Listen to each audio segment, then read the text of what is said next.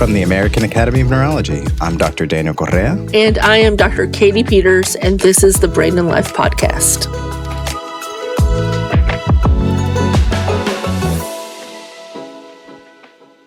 Welcome back to the Brain and Life Podcast. I'm guessing we have at least a few Sex and the City fans among our listeners, and our guest today is a best-selling author, humorist, and a TV writer, Samantha Irby, who was part of the team for the reboot and Just Like That. Katie, have you seen either of the shows? I have not seen And Just Like That, but it's totally on my queue after I finish my current streaming shows. And I was a fan of Sex and the City and still like to watch it today. It must have not only been an enlightening discussion, but also a humorous one. Yes, she brings her raw and frank style of humor about life to the show of Sex and the City. And I also enjoyed her book, Quietly Hostile. Through her books and many of her essays, she has shared her personal stories, and that includes her perspective of living with her mother who had MS in an era where she didn't have much access to treatments to help slow down the progression of the condition. One of the topics we touched on is how she learned about her mother's diagnosis when she was a kid herself. And I know that you and our listeners are going to enjoy this episode and laugh along with it, I hope. Don't forget to call in by December 1st for a chance to be featured in a future episode. Share what you are most grateful for in 2023. You can do that by calling 612-928-6206. Or email us at blpodcast@brainandlife.org. And also make sure to tell us where you are listening from. Follow and subscribe so you don't miss an interview with Dr. Joel Salinas. He'll be coming to the show to share with us his own perspective of living with synesthesia.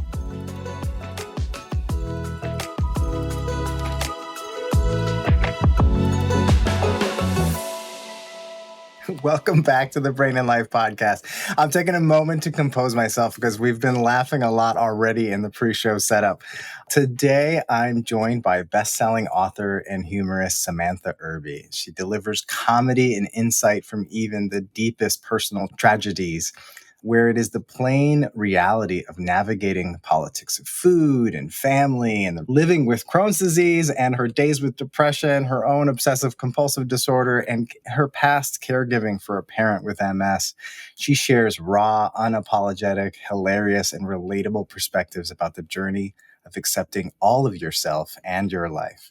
You can find her writing on TV shows, including her most recent role as the supervising producer on the Sex and the City revival and Just Like That, and past shows, including Shrill and Tuca and Birdie, along with her blog or her books and essay collections, including Meaty, We Are Never Meeting in Real Life, Wow, No Thank You, and most recently, Quietly Hostile.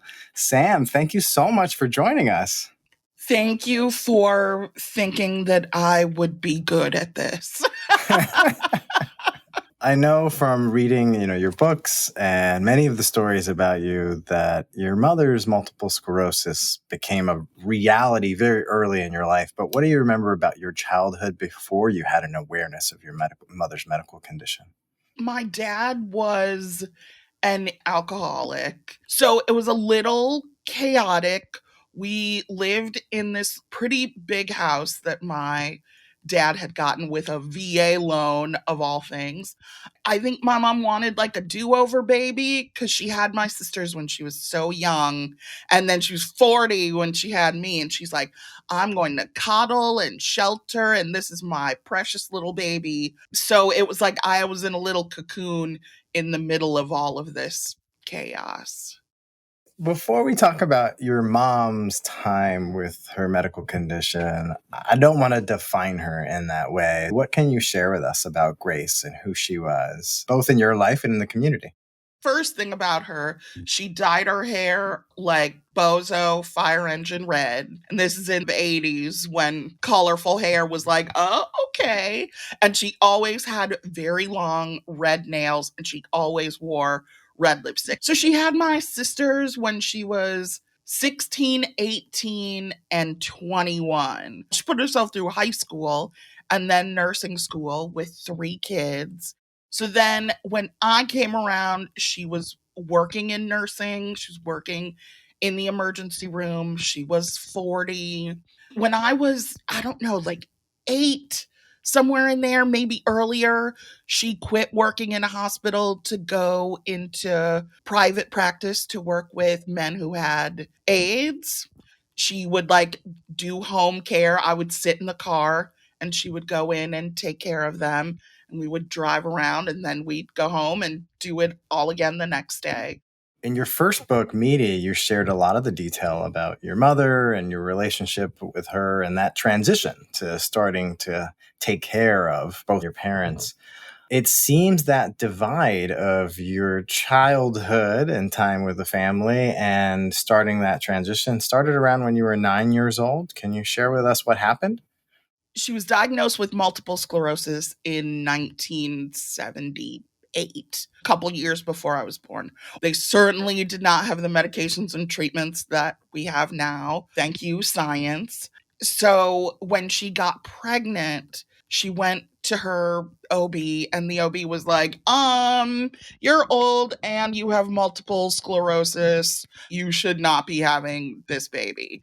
And my mom was like, well, but this is like the time I can enjoy having a baby rather than dropping the baby off at daycare and like going to work or school or whatever she had to do with my sisters.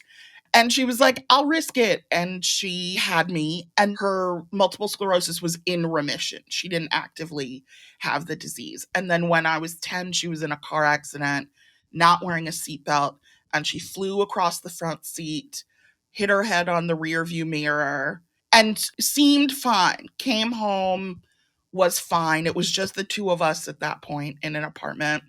And then a couple days later, she woke up and was sitting on the edge of the bed, just like drooling. I thought she was just like getting her bearings or something. So because I'm 10, I'm like, oh, it's a day off from school. I'm going to eat like a salad bowl filled with Cinnamon Toast Crunch and not take my pajamas off, not put on shoes. And so she was sitting there, at first it's like, well, it's half an hour. Well, it's been an hour. And then I go in and like look at her again and she still is drooling. She doesn't seem to be hearing what I'm saying. So I went and got the neighbor, and the neighbor called an ambulance. And it turned out that she had a blood clot in her brain from where she hit her head in the accident. And then when they went in to get the clot out, that brought her MS out of remission. So then it was just like long slide downhill from there. At that point, you were used to being a little kid and still having your mom helping take care of you. Leaving the hospital, was it already at the stage where you needed to help her? Like quickly she started to break down. It wasn't like one day she could talk, next day she couldn't, but it felt like that. Like over the next couple of years, it was like she could walk, she could walk, she could walk, she couldn't walk. And so the next few years we spent together, it was hard. And I don't want to get too much credit as a person who like took care of her. Because, when you're in middle school, you only care about like your friends and what's happening at school the next day and who did what at what party that you weren't invited to.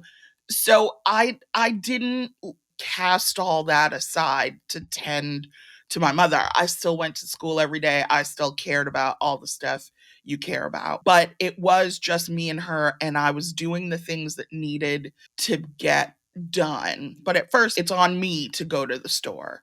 It's on me to go like pay the light bill at the currency exchange so our lights don't get shut off. So it was on me to sort of keep things going, getting the laundry done, like doing that kind of stuff. And then as she progressed or worsened, it was like, she can't do the stuff I can't do. It's time for her to go into a nursing home. Sam, going back, what do you actually remember about learning about multiple sclerosis as a condition that your mom was living with and not just, oh, she went into the hospital and came out having a few more challenges? I'm going to read you a little section from an essay I wrote called My Mother, My Daughter, which is in my first book, Meaty. Here is how multiple sclerosis is explained to you when you are a young child. Okay, Samantha, I want you to think of your brain as a series of wires. Can you picture it? I remember wanting very badly to impress the neurologist because I needed him to understand that I was totally responsible enough to be in charge of my mom's care, even though I peed the bed the last 3 nights and cried in the bathroom when no one had anything nice to say about my diorama. So I nodded assuredly. Now, this disease your mom has is called multiple sclerosis. He waited while I repeated it back to him. And what it does is it attacks the coating on those wires. It just eats it up like candy. Right now, it's working on the wires that control Grace's legs, and that's why she's having trouble standing up and walking around. And eventually, it will eat the coating on her arm wires and her talking wires and her thinking wires. It had been 2 years since the brain damage left behind by having her head cracked open had accelerated the aggressiveness of the MS. I watched her pushing a borrowed walker around his office, her brain a makeshift arcade that housed only an outdated Pac-Man machine. Chomp, chomp, chomp, chomp. She bumped clumsily into the chair I was sitting in. Chomp, chomp, chomp. High score. So that was my introduction to MS, which is a really good way of explaining it. Like, even now, if someone asks, what is MS? I'm like, it's a disease that eats away at your brain wires. It was really clarifying for me as a kid. And also, it was good preparation for how her systems would slowly shut themselves down and progress. Yeah.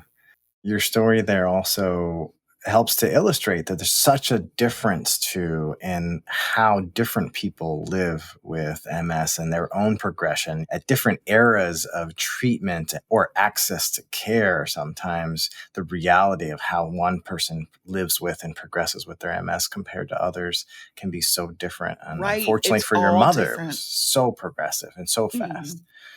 I mean, it sounds like, that 2-year period from recovering from a single hospital stay to very soon after, you were really seeing major limitations in her abilities.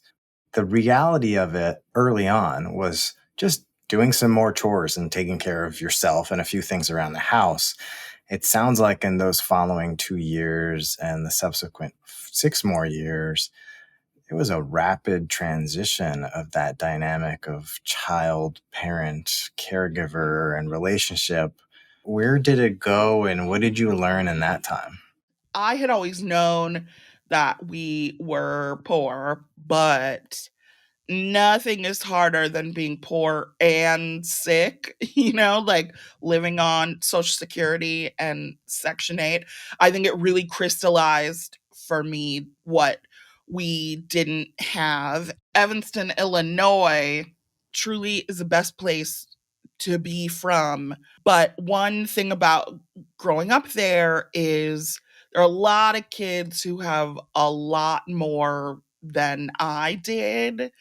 And I'm grateful because their parents pay taxes. So I got a really good high school education and went to a beautiful school with 2 swimming pools in it and asked for nothing in terms of what I had access to in school. My mom couldn't even afford to keep a phone on. So when people are like, hey, can I call you? I'd be like, no. And I didn't have money to hang out after school. I had to go home and make sure my mom was okay for the many hours I had been at school. I'm wondering, when you learned that you had Crohn's disease and also through your own challenges with mood disorders and mental health, how have you put some of the learning you did from your mother and her challenges into practice for your life? When I first got the Crohn's diagnosis, I didn't understand how my life was going to change. And I mostly felt like, poor me, why me, yet another thing. And I mean, if we're being honest, I still feel like that. I think a thing that you learn quickly when you have a disease that nobody wants to talk about, they don't know about. So I got diagnosed in 2008. Now there's like commercials on TV about Crohn's and everybody thinks they know what it is. But then everybody was like, ew, what's wrong? And I'm like, I don't want to talk about my colon, but I'll tell you about my colon if I have to. I stopped throwing my pity party and just was like, okay, this doesn't go away. Let's deal with it. Let's tell everyone we can about it. And then I started doing that. I wanted to go back to Grace's journey with her medical care and her condition. She eventually had significant mobility issues. For our listeners who haven't read your books, seen your videos or interviews, you also come from an African-American background. And as you said, you guys were living at significant socioeconomic challenges. What do you remember about the challenges and barriers and access to the care that your mother needed? Well, the limits of Medicaid, I will say now, as a person with good health insurance through my wife, who has that, like, I work at a school insurance. I mean, truly, I would have her drop me off at the hospital every week. They cover everything. That was not my reality as a kid, like picking and choosing when to go to the doctor or when you can afford to accrue more debt. I will say that because we had no income other than like Social Security, there were no hospital bills getting paid. And when you can't get yourself anywhere, I couldn't drive. We didn't have a car. My mom can't get around. It's like, is this worth calling an ambulance for? And when she finally had a fall, the last time I ever saw her not in a hospital or nursing home setting, we didn't have a phone. And so we had moved into this apartment that was down the street from the fire station so that if something happened, I could walk down there. We couldn't even get her a wheelchair. I think that's part of the reason we couldn't afford to live in a accessible building. Like, we lived in a walk-up. The last apartment we lived in, we were on, I think, the second floor. And it's like, she can't live in a building she can't get in and out of. Like, what if there's a fire? And some things you can do at home, like my brother-in-law put a seat in the shower so she could like stay clean. I have many experiences with several types of raised toilets and like toilet razors. She did have a walker, but again, these are just sort of like cobbled together fixes rather than, hey, I got this thing that makes my quality of life better. It's like, well, we can't move to a place with a shower you could walk into. So good luck, like sitting on this chair and swinging your legs over into the tub. Yeah, it's tough. But I think, I think oftentimes many of us in all levels of society forget how much of a privilege it is just accessing your own apartment or getting in and out of your shower and taking care of your own personal hygiene. So thinking back to your mom's time with her life with multiple sclerosis and living with you, if you were talking to the family members with a child that's helping them care and support them with a chronic progressive condition like multiple sclerosis, is there anything you would want them to keep in mind about their child or young family member? I will say, and this is not a criticism of anyone in my own life, but just to remember that that's a little soft-brained person who is absorbing everything and trying to process all of their feelings, except they're too young to process, so they're just feeling those feelings. I think because I was a capable kid who spoke well and was charming, no one thought about my mental health at all, or the fact that like maybe this is an act that I'm putting on because you don't want to take away from the sick person who's actually struggling. That physical illness trumps my mental illness, so let me put a brave face on. I would just say to like check in with the little guys about how they're feeling and what they're scared of, and that the pressure is not on them to be okay when things are not okay. Well, Sam, thank you so much for taking the time with us and our listeners to talk about your own story. Thank you for letting me be on your podcast. Are you or a loved one living with a neurologic disorder and wondering where to find reliable, clear answers about what it all means and how to deal with the changes in your life? Then look no further than the American Academy of Neurology's Brain and Life book series, published by the Oxford University Press.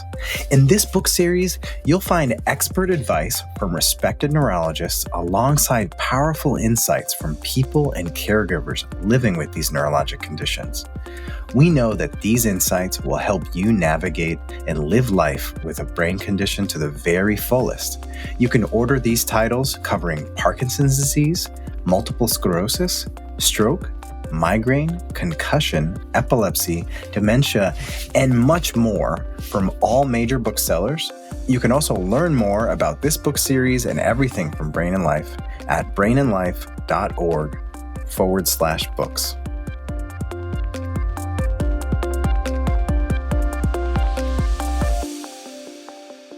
All right, so we're back. Samantha's wit and laughs helped us all hear about the challenges of her youth and being the child of a mother living with MS. For this week's medical expert, we have a special callback. It's been over 80 episodes, and I'm so happy to welcome back Dr. Riley Bove. For our longtime listeners, you may remember her from our first episode as a medical expert in multiple sclerosis. She's an associate professor of neurology at the University of California, San Francisco, and a neurologist in the UCSF Multiple Sclerosis Center. Samantha Irby has used her comedy and writing to explore so many aspects of her life, including her own Crohn's disease, depression, and growing up with her mother battling MS and disabling impacts on their life. Thank you so much, Riley, for joining us today to help us continue our discussion on MS. It's so great to be back with you. This will be our 6th episode where we're talking about the condition multiple sclerosis, and it's our 8th where we discuss conditions that damage the myelin in the brain and spinal cord. I really encourage our listeners to both go to the website, brainandlife.org, and look up some of the condition information we have about multiple sclerosis, and you can check out those past episodes we had with Courtney Platt as our first episodes where we interviewed different members in the community, interviewed an artist, Lindsay Holcomb, interviewed Karen Duffy about her experience with neurosarcoid, Nancy Davis in our episode talking about MS fundraising and research, and Chef Mariana Orozco on her living with MS and incorporating it into her ideas of healing and food. So, Riley, in this interview, Samantha shared her experience with her mother, but also shared that she lives with Crohn's disease. Is there an association between multiple sclerosis and other autoimmune conditions for the person living with MS? There actually is, and the pattern's a little complicated. So in general, we see that autoimmune conditions can cluster in families. So perhaps one family member has multiple sclerosis, but somebody else has an inflammatory bowel disease like Crohn's, and somebody else may have psoriasis or type 1 diabetes. There tends to be some sort of pattern of immune alteration that runs in families. And then individuals with multiple sclerosis can also have other autoimmune conditions as well. One of the big aspects that really impacted Samantha growing up and even just learning about her mother's condition and diagnosis was just the way she was told about it by the neurologist and the first doctor that was seeing her mother. How do you suggest a person who's living with MS explain the condition and its course with the children in their family? Children are incredibly perceptive, right? And children notice things about the world around them. And without proper information, can come to their own conclusions about sort of why they're seeing what they're seeing. And so I think it's really important to be clear with children, but also in a way that's really age appropriate to the child's comprehension and to where the child is in their own development. And so it can be helpful for younger children if a person's struggling with difficulty walking or with fatigue to explain it in very simple terms. Your parent has an owie and sometimes they're tired and they need a little rest, right? Something that's clear and the child knows that there's an owie, but also that there is something the parent can do about it, so the child doesn't wonder, oh, is it something that I did, or what's happening. I think with older children, it can be helpful. Sometimes, I have patients bring their children into the clinic visit, and we look at the scans together, and we say, this is perhaps why your parent feels fatigued sometimes, and this one is perhaps why your parent's arm is numb. Here are the lesions, and here's what we're doing about it with the medicine. Here's what your parent is doing about it. And then finding ways where the child can be helpful that are age appropriate.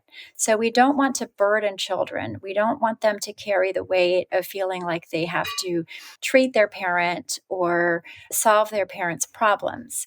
But it can be helpful to show children that, yes, some days you could help out by doing the dishwasher or something that's concrete and sort of commensurate with the child's developmental age. I think it's important to be clear with children so that they don't fill in the blanks in a way that leads to distress for them, so that they don't over worry, and also find concrete actions where they can be a source of support and help that are really appropriate to where they are with their schoolwork and their emotional development. Samantha really shared that it just was a complete shock, and there wasn't really a clear sense of being a caregiver and just being a teenager. And I think that's a challenge for many people to navigate either way. But it's great that you bring yourself as a partner in there, or offer that to the parents and the individuals that you help care for. Yeah, and I think, the boundary question is very important, right? You want your child to feel like there are things they can do without them feeling like they're, the overall burden and responsibility. I think there have been some studies, not enough, but some studies that have looked at the impact of children on parental MS. And mostly kids seem to do really well in terms of development, achievement, things like that. Where they struggle is if their parent has untreated mental health conditions associated with MS. So if the parent has struggles with depression or anxiety with their MS and it's not treated, that can be really difficult for children. And so I do bring that into the conversation when I'm, trying to support my patients and getting the care that they need in, all aspects. I think the mental health one is an important one also to put on the table and not to, shush, because children, again, if their parent is not feeling well emotionally, you don't want kids to fill in the blanks in an erroneous way that's going to hurt them. And if social workers can also help with some of this counseling and conversation as well, depending on sort of the neurologist's comfort level with the conversation. Now, when you're talking with a person living with MS in your office, if they come in with a care partner, how do you discuss where they are currently with their condition and their potential future need for more support and assistance, and how things can change over time? I think it really depends on the care partner and their familiarity with MS and their readiness kind of for the next step. A couple things first that I try to do with my visits when there's a care partner. One is really just assess the patient's comfort level with the care partner always, like making sure that this is someone that they want me to share information with, right? You want to make sure that the person isn't perceived as being, detrimental or any way to the patient. And so I like to assess that first and assess kind of what their understanding is about MS and sort of how it plays out over time. And then just sort of meeting them where they are about the next steps. So, there's a lot that we don't know about the future in MS. So certainly for people who are diagnosed younger and in earlier stages and today, I think the messaging is really, really hopeful about the future. We have great treatments, great prognosis, and hopefully even better, safer treatments down the road.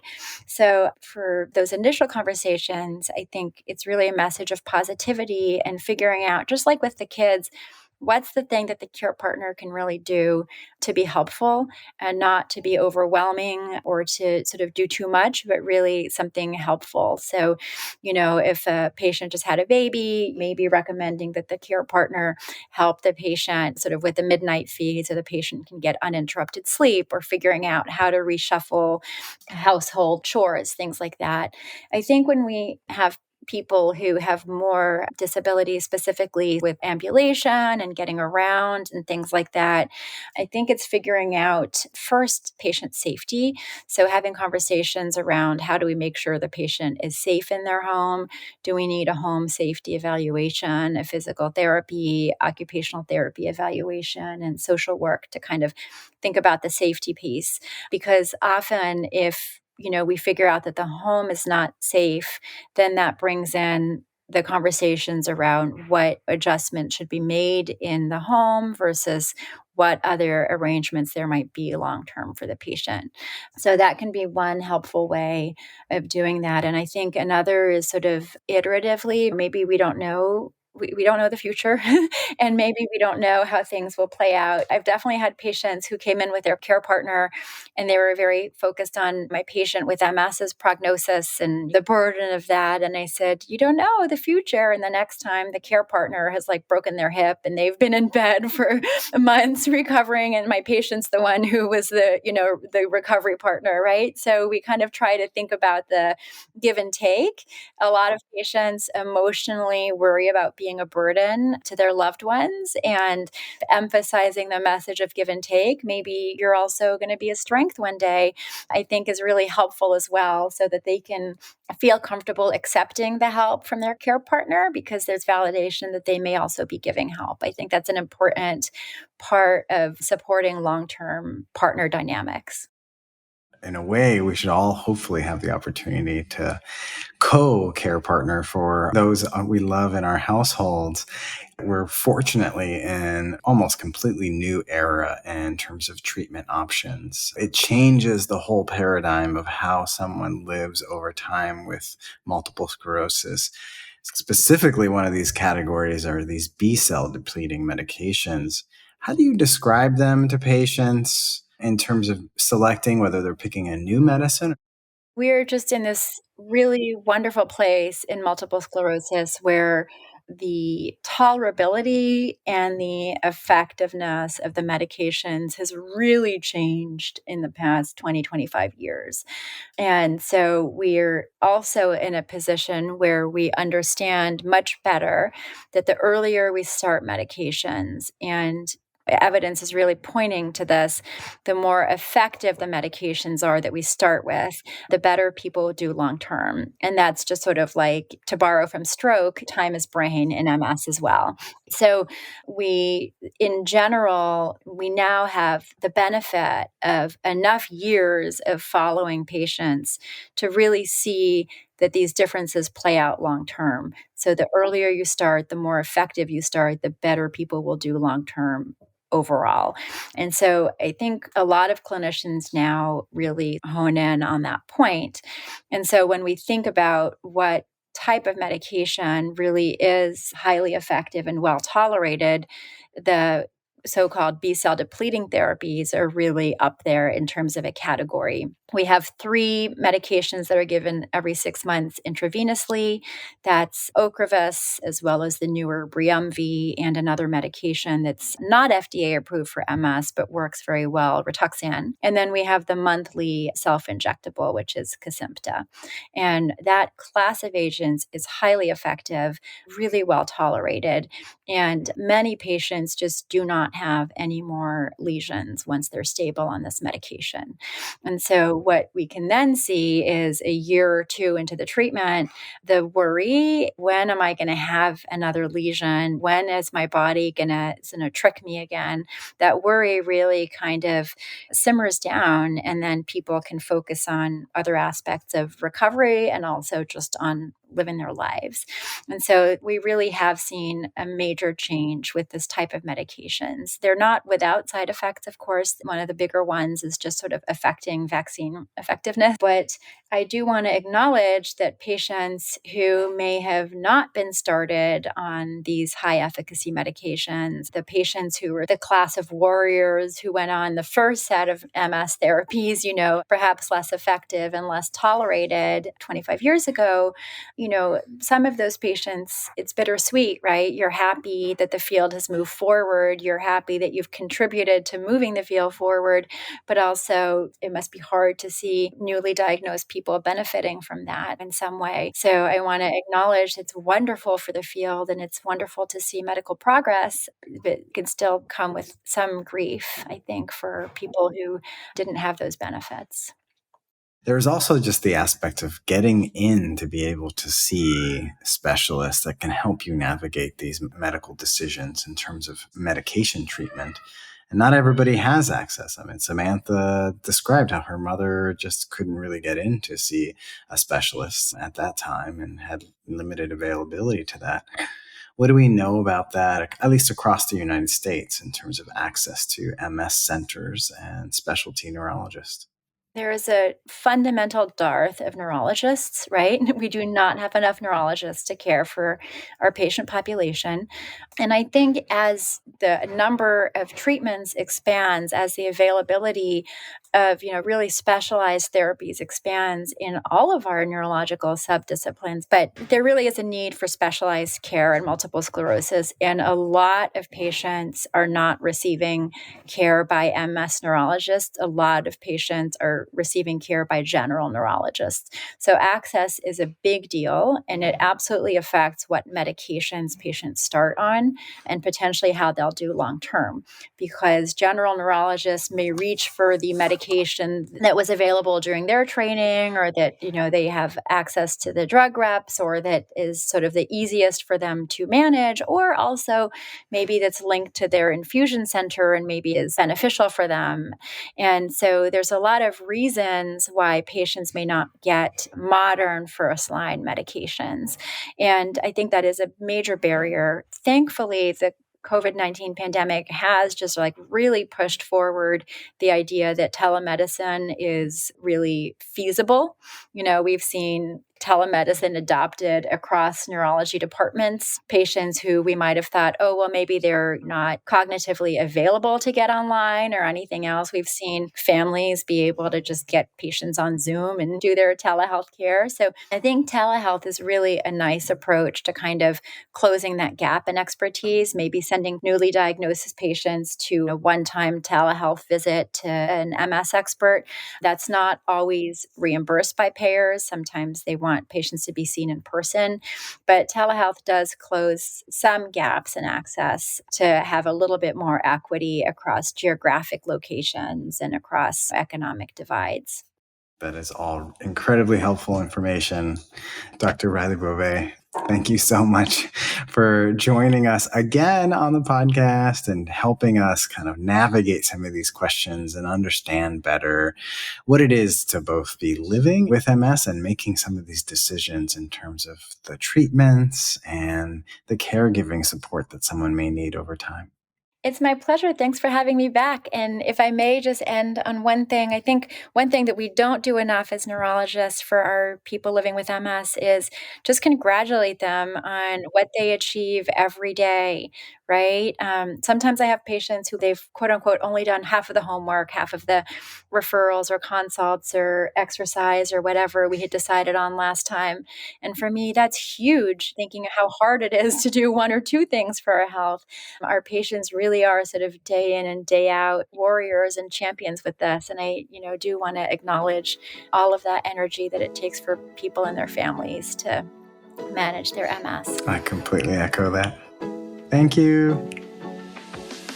Thank you again for joining us today on the Brain and Life podcast. Follow and subscribe to this podcast so you don't miss our weekly episodes. You can also sign up to receive the Brain and Life magazine for free at brainandlife.org.